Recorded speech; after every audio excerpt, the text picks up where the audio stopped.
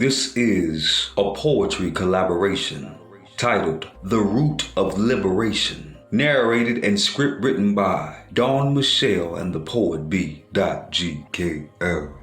Dawn Michelle, characters Karina, which stands for Pure Beloved One, and Iris, Rainbow, symbolizing divine anger, patience, and blessing. I myself shall be playing Joseph, which means to add or increase, and the Father, aka Asim, which stands for protector or guardian, along with additional characters from us both within this story. Let us begin the root of liberation.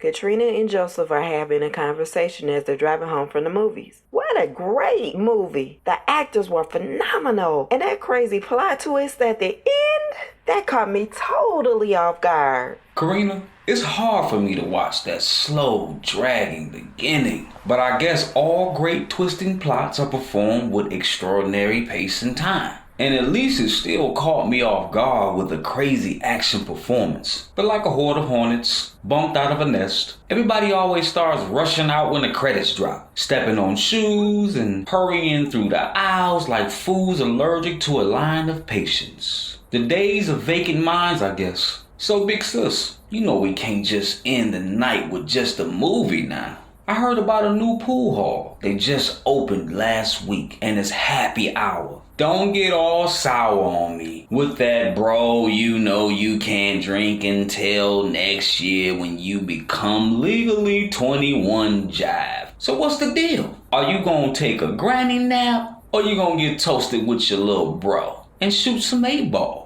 Call all pockets and I promise to take it easy on the trick shots. So what do you say, Karina? Fools allergic to a line of patience.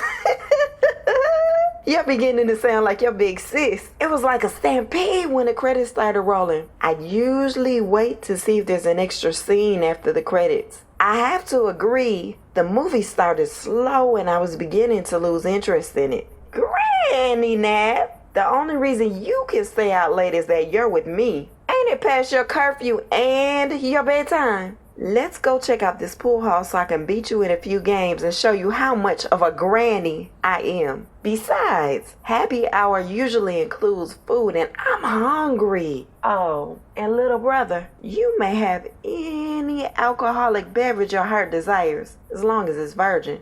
Dad's not going to be looking at me crazy when we walk in the house. A blouse with a super cape. And probably a granny came to express how slow you are driving us to the hall. Pick up the pace before the rabbit on the lawn beat us to the pool table and find a new home. I also hope for a game of ping pong in which it doesn't throw your back out. I know you're not fully up in age yet, but you are truly killing my ears with all this ancient music you playing. Doesn't matter, because I can just smell more of that hot yellow cheese sliding down the nachos and dressed with jalapenos.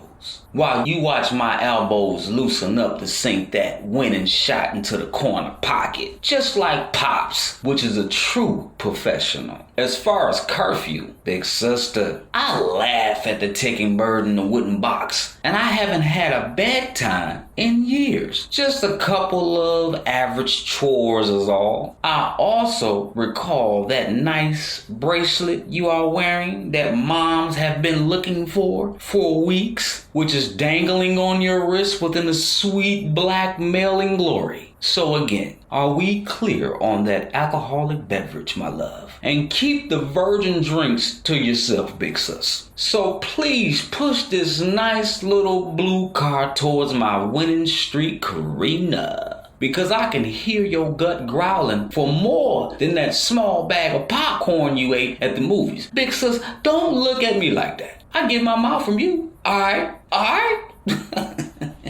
You better be glad my hands are on the steering wheel. I'm a safe driver, unlike you, Mr. King of speeding tickets. Dad still doesn't know about the last 3, does he? As for the bracelet, I don't know why Mom is looking for it when she told me I can keep it. I may be a lot of things, little bro, but I've never been a thief, and I'd never take from my parents. They've sacrificed a lot for me, and I appreciate them beyond your level of comprehension. Well, I guess your plan to blackmail me backfired. Since you're kind of a cool brother and all, I guess you can have one drink. But if they card you, you'll have to stick to Shirley Temples. Nachos sound good. I hope they have hot wings, a Philly sandwich, or something like that to satisfy my hunger. I feel like my stomach is about to eat my back. The only thing your elbows will be doing is getting exercise from retrieving the 8-ball after I sink it in for the win. Dad taught us how to play well. If I lose, you can buy me a cake. Ancient music. This is that good music.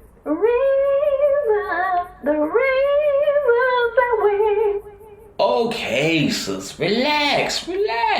I would never call you a thief, but you always borrowed Mom's clothes sometimes because Mom was wearing your favorite heels to dinner with Pops last night. Hey, who cares? But you didn't hear it from me. Just agree that you won't tell them about the tickets. I think I got it under control, unless my lovely big sister wouldn't mind loaning her baby brother $300 to handle it before Dad finds out. If I pout, will it work on you still? I don't know. Well, just think about it. But until then, let's head in for a little bit and then get home. I think I caught one of your bad habits of feeling sleepy so early when there's parties in need of a smooth brother like myself. Melting cheese and tequila shots, here we come. I know she's been in my closet. When we were younger, she'd always told me to leave her belongings alone. She's so proper. Remember we used to get scolded for using slang language? In this house, we will speak proper English. It's okay, little bro. I won't say anything and I'll give you the money. You don't have to pay me back. Arriving at the pool hall, Karina parks the car. Let's eat and play a few games. You ready to lose? I refuse to be beaten, Karina. But let's get it in, sis. After 4 hours of getting whooped on a pool table by my sister, we decided to head home and drove into the driveway, hearing our parents arguing loud enough to be embarrassed from the car window. Even though it feels normal to hear them argue, but sis, it's become an everyday thing with them now. I don't feel like dealing with this storm tonight. I got football practice at sunrise. Little brother, you need to brush up on those lessons. Your game was off. Are you okay? Before you answer that question, allow me to keep my promise. Karina reaches into her purse. Here, bro. Take care of what you need and make me proud by becoming the man I can already see you are. I love you. As far as our parents, I don't know what's going on, but we all will be all right. Don't let them stress you and try to get some rest. I enjoyed hanging out with you. No matter who or what Dad tries to make you out to be, I will always know that there's one person in this world that knows me and loves me for who I am. I love you more, big sis, with your mushy, gushy, sensitive self. Karina, and please fix this broken seatbelt. I always get stuck and have to slide out this bucket you call transportation. I wouldn't be your awesome little brother if I didn't talk smack on the way out. Remember to never doubt my skills. I let you in tonight because I didn't want to see that competitive look on your face. You would have made me stay until you won. But I got to get up early tomorrow before Pops get angry. Oh, you know I got a soft spot for your big-headed self. I know the hat you're wearing is screaming, "Release me!"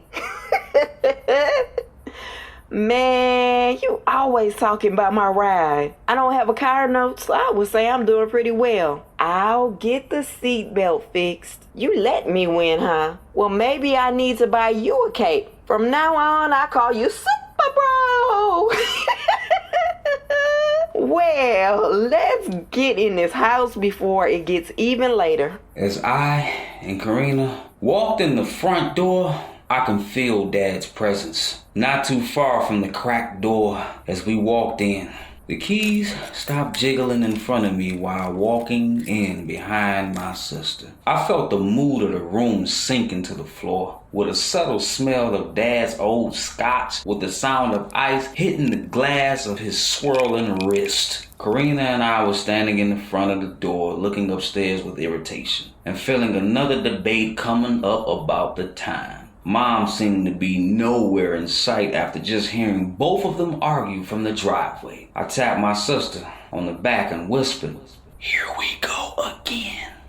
In my mind, I felt that Dad was still pissed about his dishonorable discharge from the military, but Dad never spoke of why or what happened. I overheard Mom gossiping over the phone years ago that Dad may have had an affair overseas. I was hoping it was a rumor, still to this day without any of the words spoken about it. Dad stood up and walked down the stairs slowly and looked at Karina in her eyes and replied in a calm, deep tone to me, "Joseph, go to your room now, boy. Me and your sister have to talk about the rules of being here, in which I believe she has forgotten. That's what happens when you grow up too fast without respect in a man's house. Karina, you might be a grown woman now, but your brother still lives here, and you will respect that. You got that?" Yes, sir. Karina remained standing as she sensed the batter brewing. Dad, what's wrong? What's wrong is that every time you show up to spend some time with your little brother, he seems to pick up a lot of your bad habits. You probably still think too many rules are pointless, and they are made to be broken for your entertainment. I can respect you staying here while your kitchen is being renovated, but I won't allow Joseph to be careless about things that matter most in this house, which is responsibility. Unlike his big sister, the one without any form of obligation but living life without consequences, just traveling the world, and disregarded the plans that me and your mother had for you years ago. So just do me a favor and try not to disrupt my home while visiting us this week, Karina. Joseph also believes I don't know about his traffic tickets, but I always know what's going on under my roof. But I just wanted to see if you were going to bail him out of his problems like you always do, and not allowing him to become a man.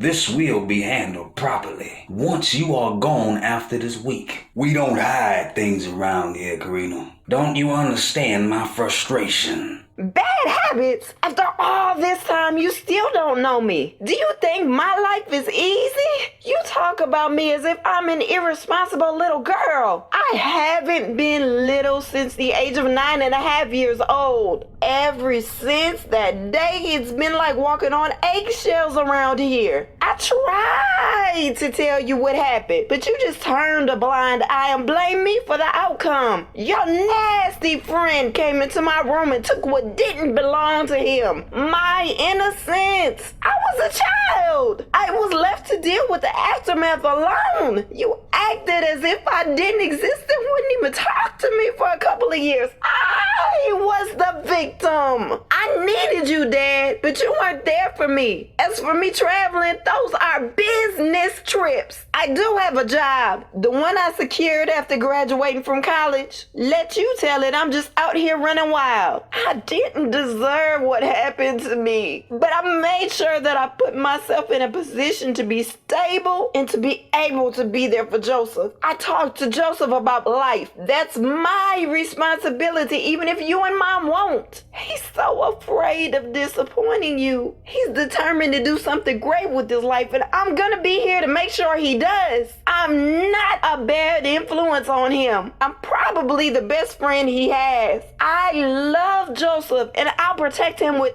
everything within me. I do appreciate you and Mom letting me stay here, but after this week is over, you won't ever have to worry about me staying here again. Well then, I guess you are still telling that old lie about my best friend, which is your damn godfather. What you speak of never even happened, Karina, and you know that is all in your fast mind. Every single time I try to speak my piece of wisdom, you try to make it your job to always reverse my authority into seeing your righteous motive of being a liberal wounded soul. I didn't serve in the goddamn military all those years to take care of this family to hear your ignorant imagination. You may be an adult now, but don't ever check me or your mother about teaching life aspirations to that ungrateful son of mine. Disappointments is not allowed in my presence. So Joseph needs to fear my words every moment and become more successful than myself and my wife. Life is not just about working a job, Karina. It's about accepting mistakes and evolving from them without tears. You may love your brother, but love doesn't pay for his future. I do. So as far as you stand here for this week, it's fine by me because you are still my child. But don't ever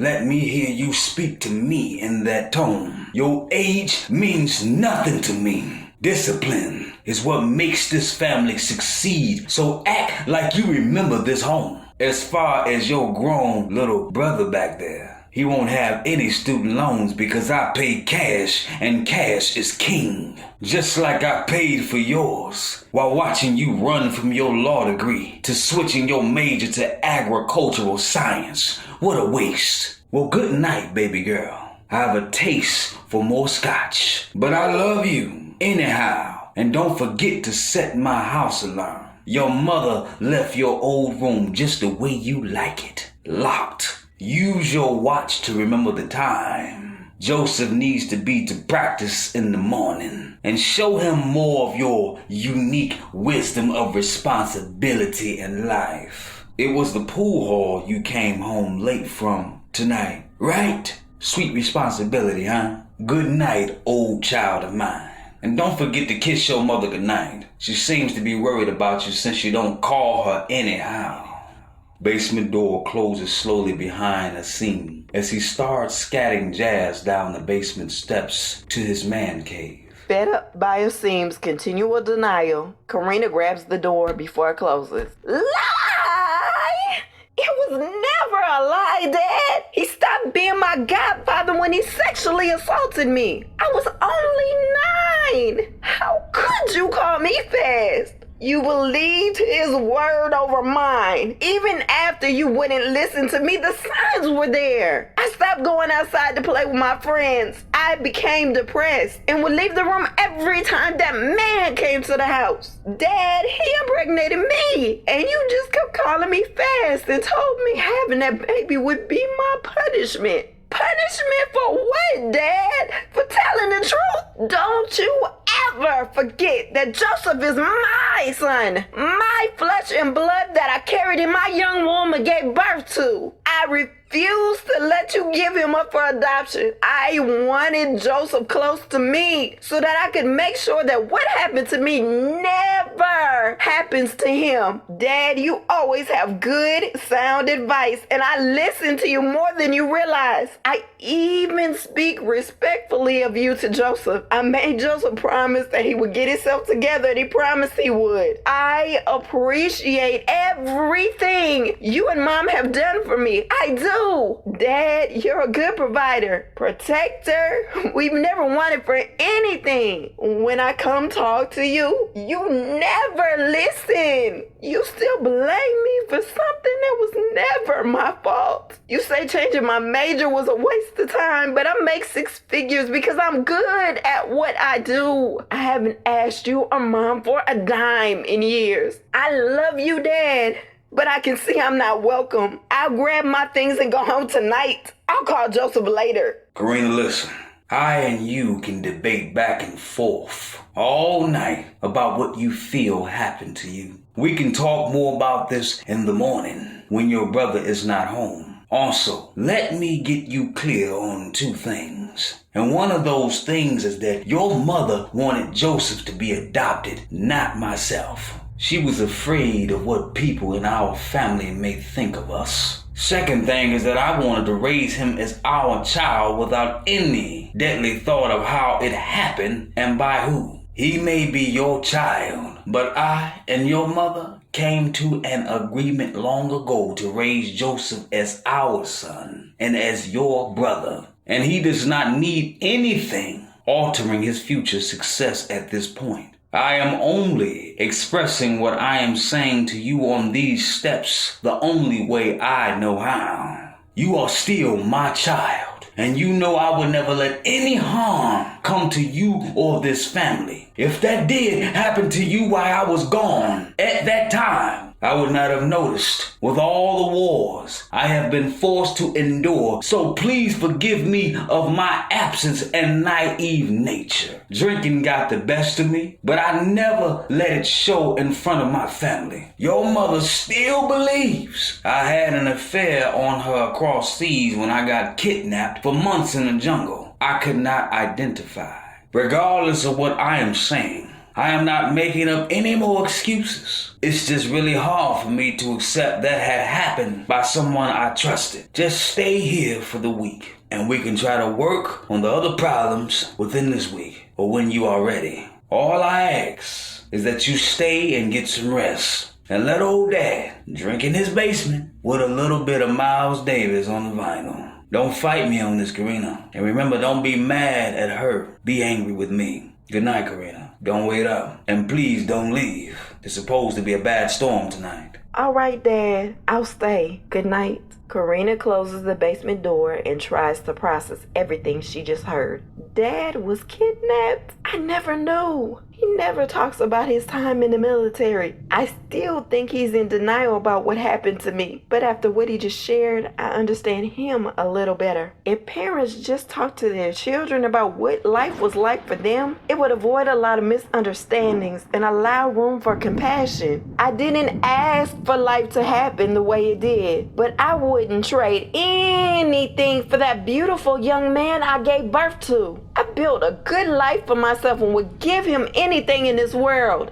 I just wish I could tell him I was his mother. Karina goes to turn off the lights in the living room and heads towards her old room. As Joseph, one tear drops from his right eye while overhearing the truth of which womb he came from, just standing in the center of the hallway between the bathroom and bedroom, just lingering and listening to Karina's feet walking up the stairs, with betrayal running through the course of his arms. Subtle sounds of who I believe to be my father just grunting and bellowing. Old songs from the basement as he passes out into another drunken fantasy. I can hear the door open and close from upstairs, hearing Karina sighing with irritation as she gets ready for bed, with the argument fresh in her mind. I could feel the urge of another seizure brewing from the back of my head, but I try my hardest to shake it off as I stagger to the room in fury, fall into my bed and slowly passing out without any clue or function of my body while unable to call out for help, feeling my body become paralyzed. While falling into a deep trance, dreams starting to form with the blurry shape of an older woman sitting at the end of my bed with her hands crossed. The only thing that came to my mind to say, while full of fear, was, "Why are you here? And what is it that you want?" She began speaking in a beautifully calm voice and told me her name is Iris and that we have a lot to talk about and please don't be fearful of her. So I listened to what she had to say. Hello, child. I've traveled a long way just for the opportunity to speak with you. I've been watching over this family for ages. I foresee events to come that will be to your detriment should no warning take place. I'm here to turn the tides in your favor if you will lend your ear to wisdom. Ms. Iris, my parents, or what I thought were my parents, taught me to respect my elders. But my sister, which is now really my mother, also told me to value and honor my ancestors. But it never hit me until now that one might visit me in my cluttered room of socks and dirty sports gear. Why come now in the middle of all this chaotic, twisted family drama and hidden secrets? My parents are my grandparents, and my only eldest sister is my mom. What can you tell me that will make logic of all the lies I've been forced to take with smiles in my face? Where were you when the only dad I knew was drowning in wars and mental battles? Where were you when the only sister I thought I had just left me in the house with her parents, when knowing I would have been happier with her? Why come to me now with warnings to protect me when my life is already full of detriment and hate? tears rolling down Joseph's face as he looks through his ancestor at the foot of his bed. Dearest child, it matters not to me the appearance of your room. I would have come for you in the filthiest alleyway. What matters to me is the condition of your heart, your thought process at this tender moment, and the very state of your well-being in its entirety. You ask where I was when your dad was fighting a war and mental battles. I was right there with him, shielding from the most harmful blows. I was there, holding your mother's hand, reminding her it was not her time and she was needed at home. Karina was not at a place where she was grounded in stability, so she didn't want to interrupt yours. She left you where she knew you would be safe and also where she could keep her eye on you and maintain a close relationship with you. I know you have many questions. I'm here to provide the answers that you seek. You must be careful during this time not to react out of anger, for it will begin a downward spiral in your life that you'll never be able to recover from. You are the lineage of my loins, and I love you. I have always watched over the family and make personal visits when necessary. I will always be watching, and I am here now for you. I feel so entangled inside myself at this painful moment of my life. With a father that's drunk in the man cave of jazz, a mother that never seems to come out of her room so afraid to enjoy life. The only person I felt I could depend on and escape my daily ups and downs was my sister, helping me escape from all problems. Ancestor Iris, what does a young man do when he finds out the womb he truly comes from is his favorite big sister? And overhearing my real father that I thought was my godfather may have raped my sister, which is my mother now. Every second of my thoughts at this point wants revenge as well as an opportunity to release a lion's roar from my stomach. Why didn't you stop my godfather from touching my sister? Watching him come over with a smile on his face while supporting my games without knowing he touched my sister. And here I stand, Ancestor Iris. I have no reason to allow my anger to destroy the best parts of me. But tell me this, why didn't my big sister just tell me herself? Don't spare my heart from anything. I can handle the worst. After all the random beatings my known father has given me and calling it his way of discipline, I can't understand how this house can sleep so deeply when knowing they have secrets that could kill. I know we all have things that need to be hidden, but one person that I trusted and loved protected me while holding back the truth.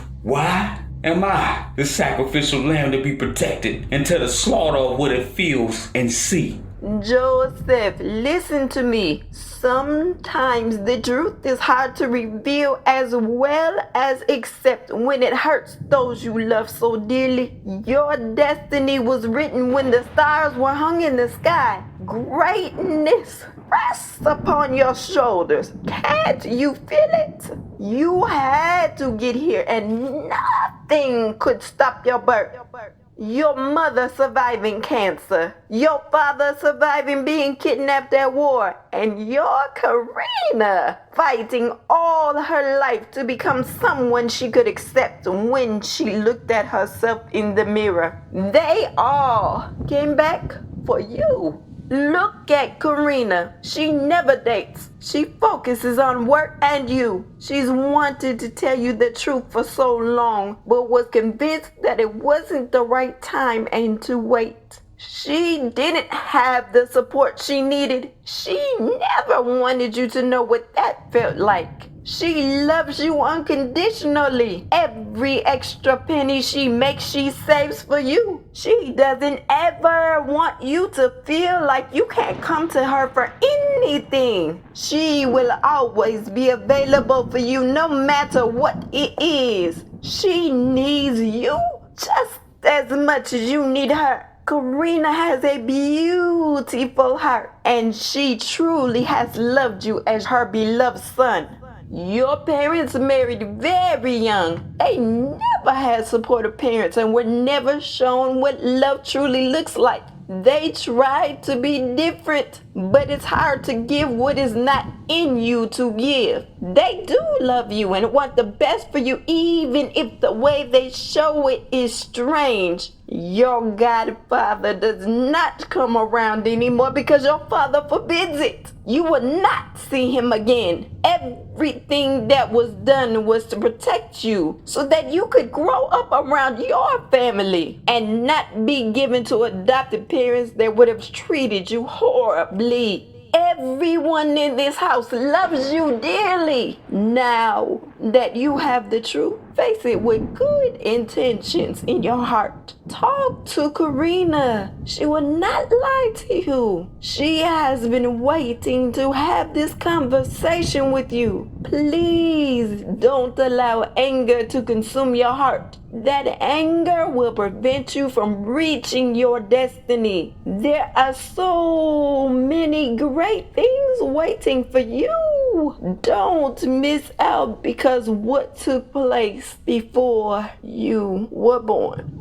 I respect all of what you have revealed to me on this odd night of arguments and lies. And I truly believe that you won't let me sleep in peace unless I move from this bed to speak to Karina about what I overheard. Ancestor Iris, I want to thank you for appearing before me tonight. I believe I went into a short seizure a couple of minutes ago, but now I feel relieved. As Joseph stands slowly from his bed while walking past one of his ancestors, fading into a beautiful mist, leaving a full filling smell of sweet cornbread lingering through the room, Iris' voice sets in his mind, speaking to his heart to remain humble, and telling him to talk with his shoulders high and arms open. While walking into the hallway from my room, I can hear my father's loud snoring from the basement. As I walk towards the steps up to Karina's room, my heart begins to race so hard, my tears jumped from my emotions, while just standing in front of what I hope is easy for me to hear from her mouth. So as I begin to open the door, but the knob wouldn't turn, but I get this weird feeling that Karina's holding the door to come out as well, but I can hear her tears through the keyhole. So she opened it slowly and her eyes were full of water,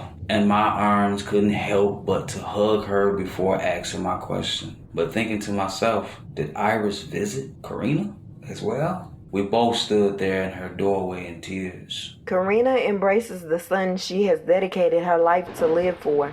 Joseph, I love you so much.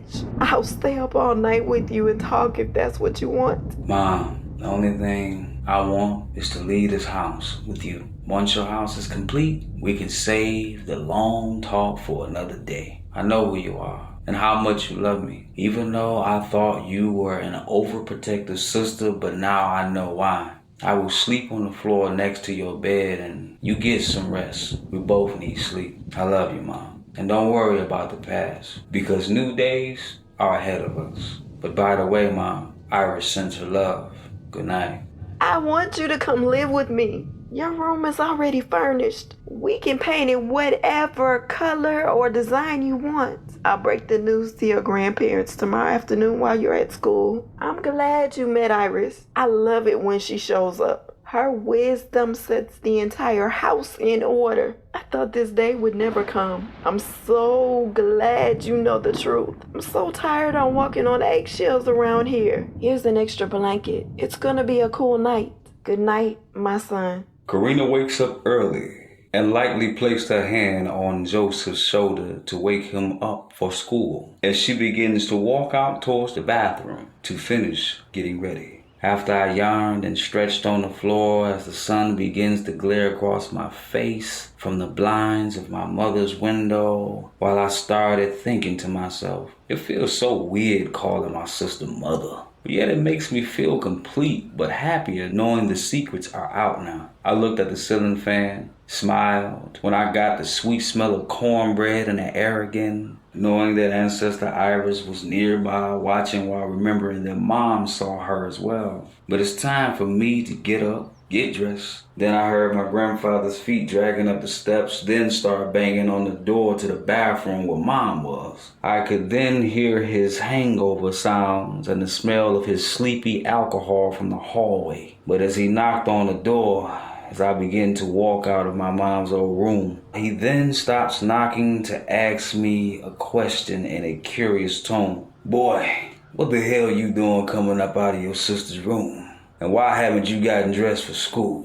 Before Karina opened the door, I walked near the steps as he talked harshly while I turned my back, and my grandfather responded in a hangover of anger. Boy, you gonna act like you didn't hear me ask you a damn question, son, and then turn your back on me, soldier.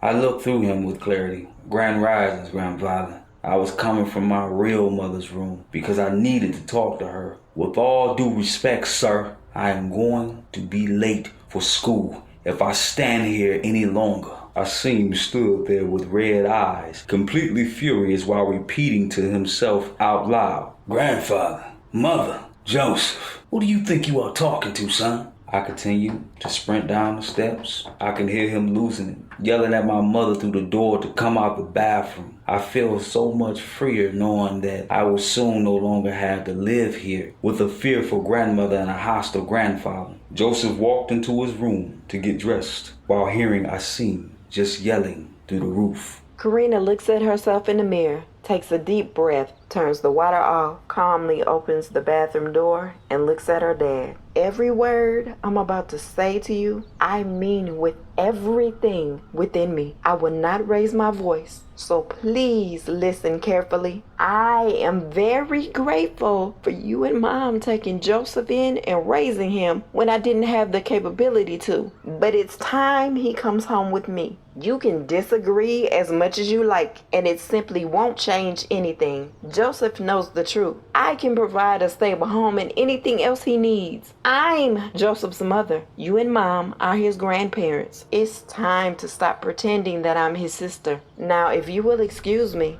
I need to take my son to school before he's late. Karina walks past her dad, retrieves her purse and car keys, calls for Joseph, and they head towards the door. As Asim stands there pissed with disbelief, as his wife begins to crack open her bedroom door slowly with fatigue emotions, and asks her husband, Why are you so loud? I'm trying to rest, and I don't feel good to deal with your mouth. Asim looks at his wife with a cold look as he grabs the doorknob and shuts the door in her face and starts running down the steps to the front door after Karina and Joseph leaves from it. Asim kicks the front door outward off the hinges with screws and glass flying everywhere, and he blacks out with pure-blooded anger as he watched Karina drive off as he yells out loud, I will not be disrespected in my house, Karina. You have crossed the line. Asim walks back into the house to get his Hummer keys, jumps in the driver's seat, and rips out the driveway while hitting the neighbor's car across the way. Asim starts speeding to catch up with his daughter and Joseph just to make his point known of who's running things, nearly hitting Karina's bumper at the light as he honks his horn, screaming out loud, That's your last time, old daughter of mine. If you continue to drive, I will make sure you don't have one at all. Do you comply? Karina runs the light as the smell of cornbread fills Asim's car. Joseph, I'm dropping you off at school. Do not leave school until I come back to get you. She sees the look of concern on his face. I promise you, I'll be all right. And I promise that I will be back to pick you up. Trust me, I've seen Dad act worse than this. His PTSD has been triggered. I know how to handle the situation. I know it looks bad right now, but he will calm down. Everything will be okay. Karina pulls up at the school. I love you, Joseph. Please know that what is happening now is not your fault. Some people just don't deal well with truth or change. Karina hugs Joseph. Now get in there before you're late. Asim speaks to himself with a look of surprise. Damn you, Karina. Why in the hell are you testing me and making me chase you and that boy down for my honor? You will comply, even if I have to beat it out the both of you. There's that smell of cornbread again. Iris, get out of my car. I won't let some spirit that's running around my house being a therapist to my family. We don't need any miracles from the past. Now leave me be right now. Now let me see if they're both in front of the school. Oh, there's Karina's car leaving the building. I guess I will handle that boy later. My daughter will pay for disrupting my house with her crap.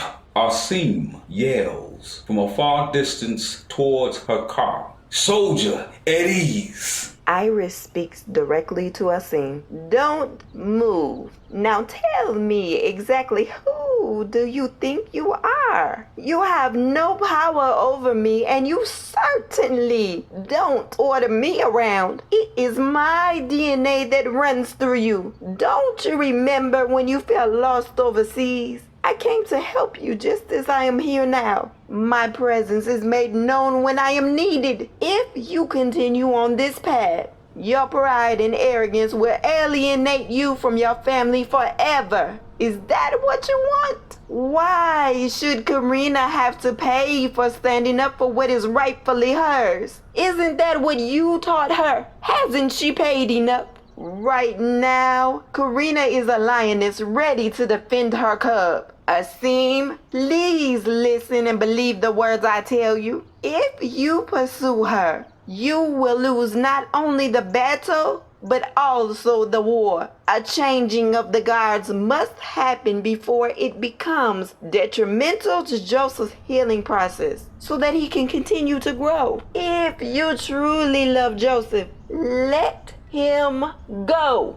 Don't allow your need for control that has driven you for so long to consume you to the point that it destroys you and everything you touch. Enough is enough. Please allow your common sense to override your anger at this moment and heed my words. I know you don't like taking orders from anyone, therefore I will only say this once. If I have to talk to you about this again, Asim, you will see exactly who I am. Now leave this place and go home. As Asim, engine roars and growls in a parked position as he just listens to Iris speak. Iris, I remember the times you spoke to me in battle. As the bullets caressed the wind, with gunpowder and blood stench, with that warming scent of cornbread you always seem to leave a lingering. I know what you are saying is true, and forgive me for my anger. It burns me up from the inside to know that my best friend violated my baby girl back then. She has grown to be such a wonderful woman and deserves a better father than me. Joseph is a wonderful child that needs his real mother's love. But Iris, please be patient with me and my heart. I and my wife are losing our love because of some assumption about me cheating overseas. And along with me being in denial about Karina being touched by her godfather while I was in and out of the military, along with ignoring Joseph is her son. I'm so controlling towards Joseph to be smarter and stronger than I am. To some point he may grow up to hate me for it at some point. Iris, forgive me, but I must make a detour before I run home. Asim releases the parking gear and runs all the lights to head towards his old best friend's house. Iris, don't worry, I won't do anything stupid. But I must handle a problem for Karina, Joseph, and my family. I can't allow this to go on without my hand of justice. Asim arrived at the house with his tire digging through the grass, with his Hummer grill nearly in the front door, and he grabbed his assault rifle out the back seat. I could see him with his wife in the window, sitting in the sunroom. Asim jumped out and kicked the window in and stepped through with the eye of his rifle in his neck as the wife screamed in a corner. He asked him one question as he pulled out his phone to record, while Iris fills his mind with calmness. He asked him, "Did you rape my baby girl years ago? And you better answer me with the truth, soldier." He looked him in the eyes and told him, "Yes, Asim, I did, but I wasn't in my right mind then. I'm sorry. Please forgive me. Please." "Hell no. I won't forgive you at all. Forgive your damn self. I got what I came here for." your fear, and complete confession for my daughter and your son, Joseph. Asim broke his jaw with the butt of his rifle while knocking him out into a sleep and beginning to walk out the door to head home. But before he left, he told his wife, "You better get a lawyer or some protection for your husband, because if this confession doesn't send him to jail for what he did to Macarena, I will be back to complete my mission." He got in the car with hopes to catch up with Karina at the house to make things right, and he threw all of his liquor bottles out the window onto the grass before driving off. He whispered to himself, "Iris, guide me home with love." Karina has been sitting by the lake for a few hours, angered over the events released as tears washes her eyes, clearing her view. She rises from the waterside, determined to never allow anything else from preventing her to live the best life she can. She takes a deep breath and heads to her car. From this moment on, no one will dictate how I live. I've come a long way from that scared little girl, and I'm not afraid anymore. I'm going to pick up my son. She gets in the car, plays Feeling Good by Nina Simone, and heads to the school. I see he was waiting for me. Joseph gets in the car and closes the door. "I need to go home, and I'm taking you with me. I want you to see for yourself that what I've told you is the truth. I'll deal with my dad later." Karina heads towards the interstate, beating rush hour traffic, and pulls into a driveway 35 minutes later. As Joseph remained silent the entire ride before arriving at his mother's house, while completely in deep thought before Mom looked at him in the passenger seat with a smile, I looked up slowly and seen this big beautiful home that I assumed to be smaller. I looked at Mom and smiled, hoping to never have to live in that other house of pain with my grandparents again. Mom, I know things are crazy at this point, but in my heart, I always believed you had my back to the fullest. I just didn't know how deep the nurturing went. You were an incredible sister, and now that I know that you are my real mother and not my sibling, I understand why you were the way you were with me. I can't wait to go home and get my things and move forward with living. You always gave me the world then, and I know that your heart will continue to be awesome now. Mom, I love you, and you don't have to prove anything to me. We don't have to go into the house yet. Let's just grab my things from the house, if you don't mind. Yesterday and today took me through a loop without my control of all that came at me. I just need a break from any more family secrets. That was a lot to take in. Everything happened so fast, but the truth had to come to light. Joseph, I love you and I will protect you with my life. You deserve better, and I'm going to make sure that you get it. If you don't want to come inside right now, you don't have to. I just need to grab a folder from inside, and we can be on our way. Karina gets out of the car, walks up the steps of her well-manicured yard, and unlocks her front door. She steps into her marble-floored foyer and removes her shoes. Walking quickly through her living room, she walks down the hallway to her den, grabs the folder, and turns the corner to check the progress of her gourmet kitchen. To her surprise, it's complete. Wow! This has exceeded my expectations. I don't have time, but I will get acquainted with my new kitchen. She walks out of the house, locking the door behind her, and gets in the car. Joseph, the kitchen is finished. That means I won't be ordering pizza when we get back. She starts the engine and heads back towards the interstate. Mom, before we arrive back at my grandparents' house, I want to tell you that I thank you for being so strong through all of this. Just thinking about how long you have held your composure all those years and dealing with parents that were so blind to your feelings and then some.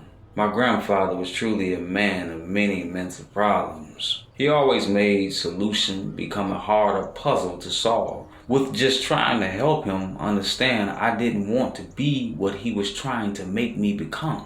I seen his nightmares become war zones throughout the house, as my grandmother would just leave me alone all the time with him as she locked her bedroom door, unwilling to deal with his wild outbursts. Sometimes I cried in my hiding place under the steps to clear my head and draw my thoughts. I could just hear him running through the house, loading his weapons for no reason at all. I am happy that they are not my real parents, despite my real disgusting father that took your innocence to create me through you becoming a victim. Mom, I love you with all my heart. You always encourage my dreams with tough love that allowed me to laugh. but I always respect you for it. I just want us to go in the house quickly and just leave with the bag that I always continue to repack since I was younger up to now. Just hoping and waiting to leave anywhere. I could never be myself without him judging my paintings as a weak skill. I hated sports, but I only did it to keep him from beating me for being creative. I hated them both at some point, but through time, their household made me stronger, but seemed to rip my personality into pieces. So the faster we get there, the quicker we can rebuild our family as mother and son. All I ask is that you stop cheating when playing pool. And love me harder than life. Also, Mom, please, don't cook. Just order the pizza. You may be a loving mother, but can you boil water? Ha ha ha! I think you've missed your calling as a comedian. Truth be told, I could throw down in the kitchen and you will soon see for yourself. I think growing up in that house, we both had to develop a thick skin. I just hope that Dad is in a place where truth can be discussed and move on from there. I truly do not have time for anything else. You know what? You're right, Mom. I love making people laugh. Thanks, beloved. I never thought about that type of career until you spoke it. But before we start planning my new future, please look further ahead. I can see Granddad sitting on the porch a block away with his Cuban cigar lit.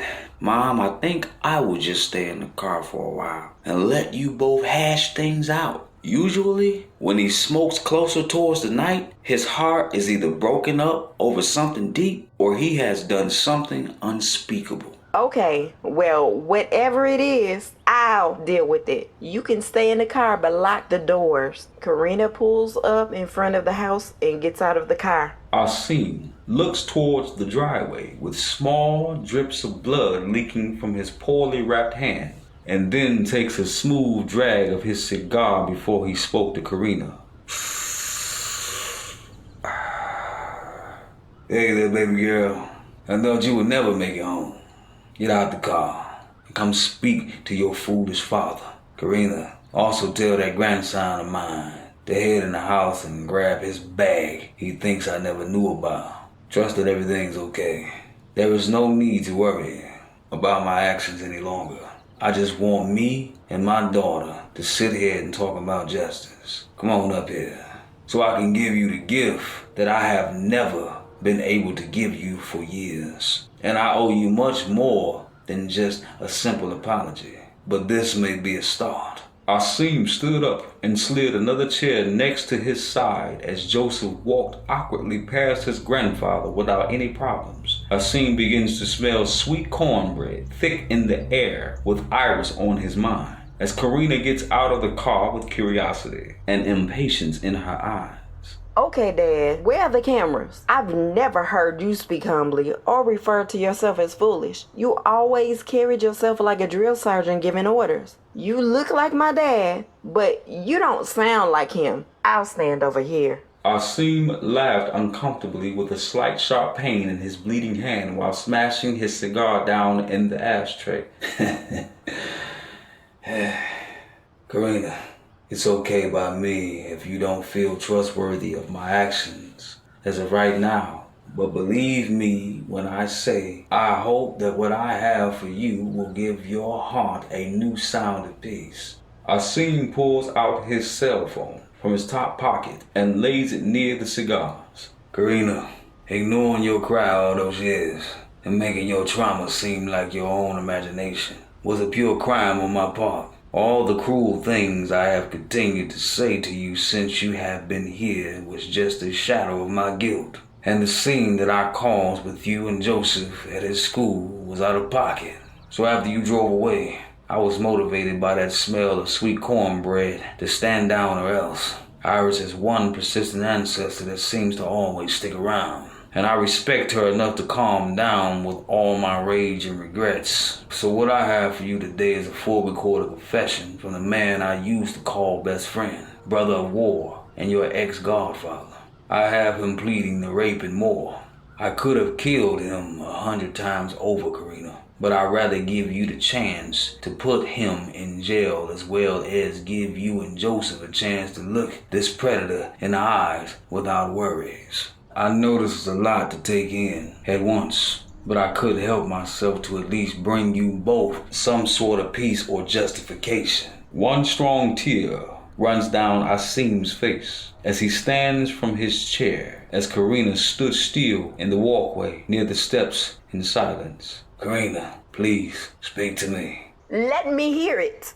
Karina, if it's okay by you, I'd rather not hear that man speak again unless it's in jail suffering or being choked to death by my cold hands. Just take my headphones and sit here and I will give you time to listen to it, but I will be right here in the living room when you need me. Karina takes her dad's cell phone, puts the headphones in her ears, and listens to the confession that liberates her from her past. Tears of pain, anguish, anger, and relief falls from her eyelids as a rain shower. She removes the headphones and opens the screen door. Dad, thank you. Asim looks at his liberated daughter's eyes as he walks from the living room to tightly hug Karina as she stands in the front door in tears. My child, there was no need to thank me at all. You have held in so much weight without anyone there to help you fight or to believe in the sorrow that came from your bedroom. Can you please allow an ignorant old man a chance to redeem one of his missing gems that has always been a treasure of hope? Asim looks in Karina's eyes with regrets unpuzzling his spirit and holding the desire to regain his respect while making his family whole for once. I thought this day would never arrive. Karine moves towards Asim but stops in her track when the scent of cornbread hits her nostrils. I'm going to get Joseph out of the car. Karina steps outside onto the front porch. Her peripheral vision catches movement on the sidewalk. Karina's eyes grew wide and then narrowed as she sees the man who raped her walking in the direction of the house. Karina runs to the car. Joseph, go inside quickly. Karina reaches into the center console, retrieves her .380, and conceals it in the small of her waist. She senses Joseph's hesitation to go inside.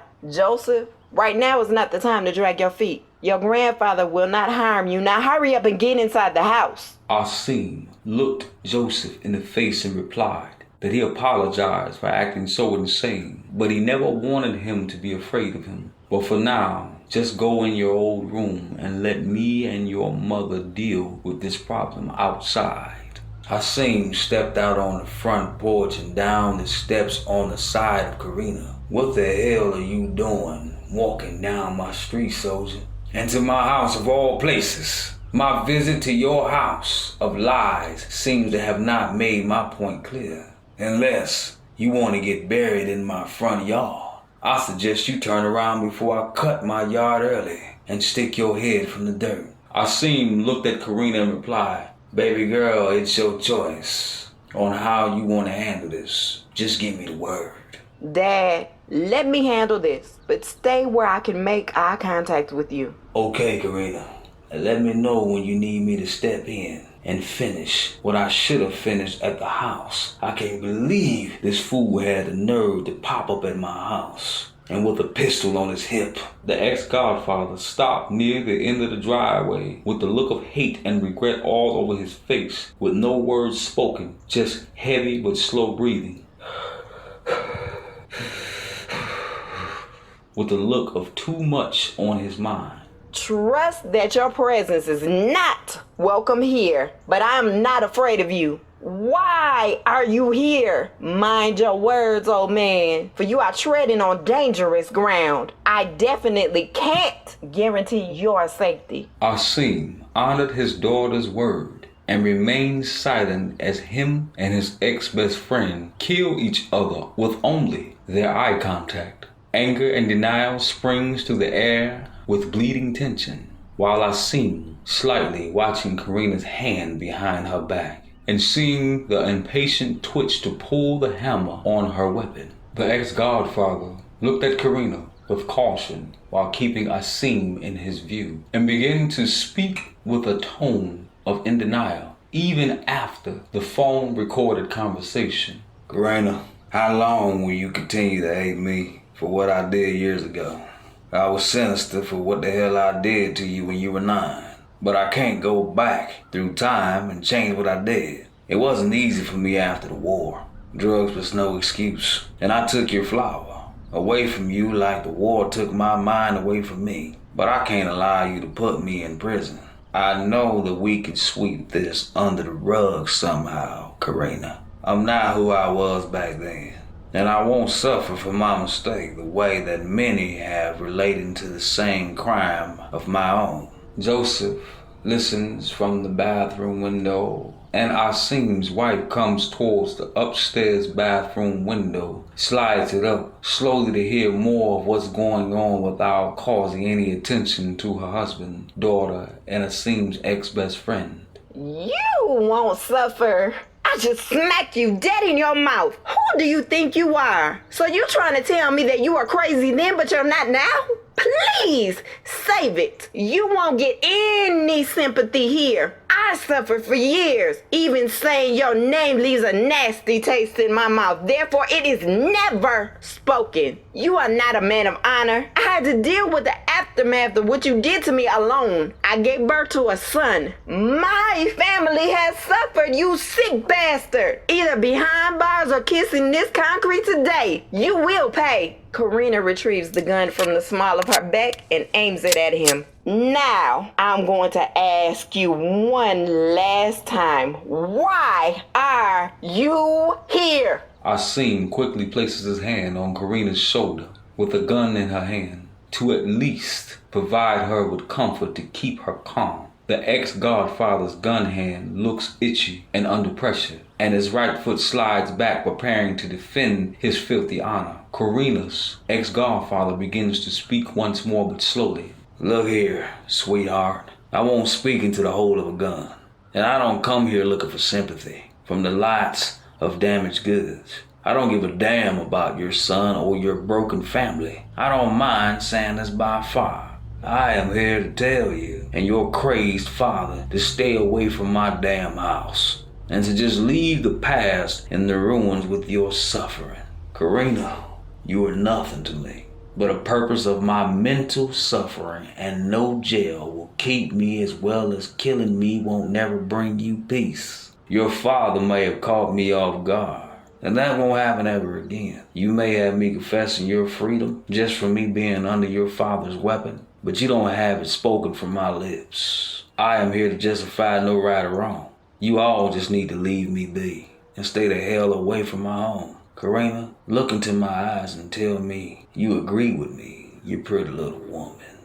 Before Asim lost his composure, he heard his sniper rifle cocked back, and 2 quick bullets were fired into the ex-godfather's throat and front zipper, with smoke coming from the top window of Asim's bedroom. His wife walked away and got back into bed with a relief of what was truly killing her all this time. Her own in denial about the rape of her daughter. Karina just stood there with her gun in the air as Asim runs into the house to the bedroom. Karina just watched her predator's body hit the ground, suffering to live. Joseph runs out of the house and see his mother standing a car length away from the body and spoke one word to her. Mom, are you good? Please say something. Neighbors were outside just looking in silence. Karina spits on the ground.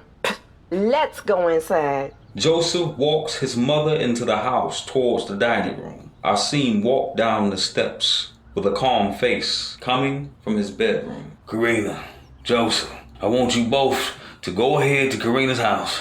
Karina, your mother is okay, but just out of it at the moment. But I and your mother will explain everything to the cops in our own way. People around the neighborhood know me as a hard-working man with a good family. They will only remember the man with the gun and will completely ignore the weapon that Karina defended herself with.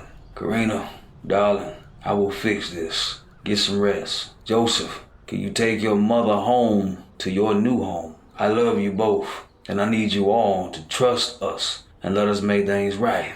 I hear sirens, so just go on home and we will talk later.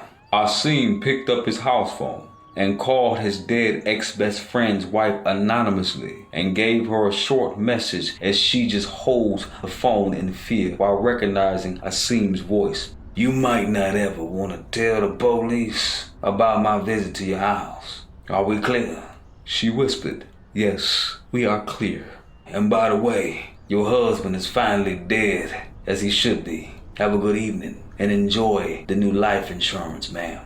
Asim hangs up the phone while Joseph drives off in a car with his mom, while passing the body of the man that was his real father and the rapist of his mother. Karina just laid back in the passenger seat thinking, while the scent of Iris fills the car. Iris, thank you for everything you've done. I can handle it from here. When I get home, I just want to spend time with my son. Nothing else. Joseph looks at his mom and grabs her hand from the armrest as he drove. Mom, I love you. And don't worry about anything. I'll protect you from now on, no matter what it takes. This tragedy only helped me figure out what I want to be in life. A cop. So I can protect others that have been through what you have. But never mind all that right now. Just lay back and listen to one of your favorite jazz songs and relax. This is the end of a poetry collaboration titled The Root of Liberation, narrated and script written by Dawn Michelle and the poet B.GKL. Brother GKL, that is Gold King Lio'lf.